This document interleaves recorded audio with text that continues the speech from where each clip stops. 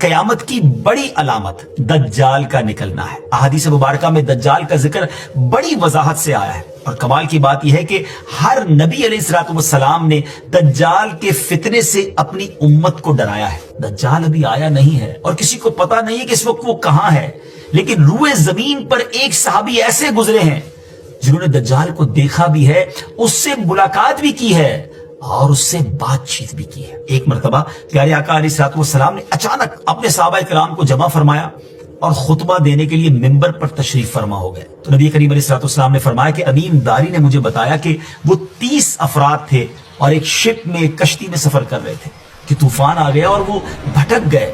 تقریباً مہینہ بھر وہ سمندر میں گھومتے رہے اور ایک دن سورج غروب ہونے کے وقت ایک نامعلوم آئلینڈ پر پہنچے۔ انہیں وہاں سیاہ رنگ کی مخلوق نظر آئی جس کے جسم پر بال بہت زیادہ تھے۔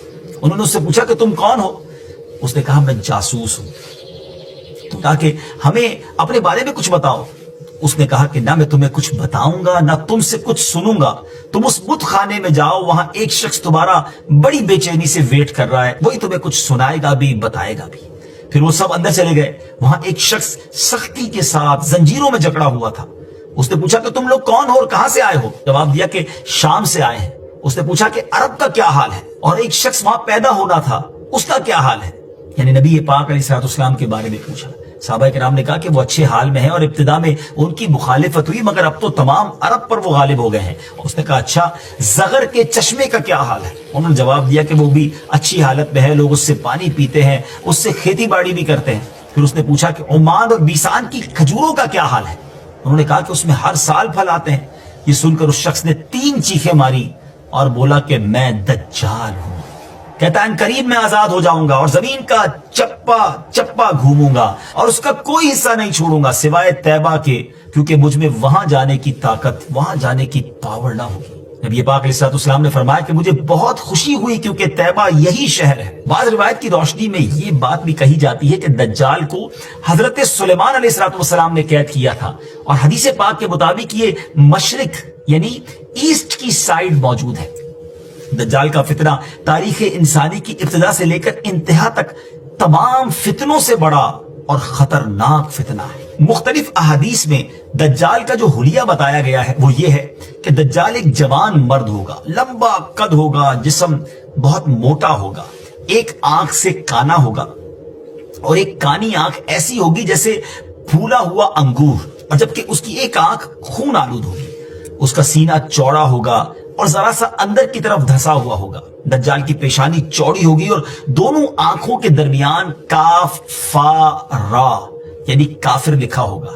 دجال کے نکلنے سے پہلے دنیا بہت بری حالت میں ہوگی۔ اس کے نکلنے سے 3 سال پہلے سے اس دنیا میں خشک سالی پھیل جائے گی، خشک سالی کا گویا سال پھیل جائے گا۔ علمی اور روحانی قحط بھی برپا ہوگا۔ دین کے معاملے میں لوگوں میں کمزوری پیدا ہو چکی ہوگی، علماء اور دیندار لوگوں کی قلت ہوگی۔